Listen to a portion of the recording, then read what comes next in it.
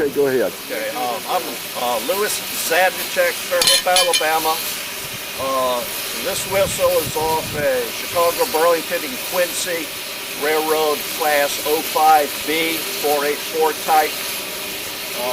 This is a logging hooter. This is from North Carolina. I don't have a lot of history on it, but it was told to me that it came from the Shea, and I don't doubt it. It's absolutely typical logging hooter, and I would have no reason to doubt that. And actually, I kind of like the sounds. It's a ghost whistle, as you'll shortly hear. This whistle is off the Chicago, Burlington, and Quincy Class 01A 282. It's a very mellow chime whistle. Everybody's pretty much familiar with how a Nathan 5-step sounds. This is much mellow whistle, whereas this is a little sharp whistle. And well, this is what we can say. I've collected whistles for 40 years. I've bought and sold whistles. I've got another whistle at the house I thought about bringing. It's off a Liberty ship, but it would take 300 to 400 pounds to adequately blow it, and it's just too much of a whistle for day man. Right.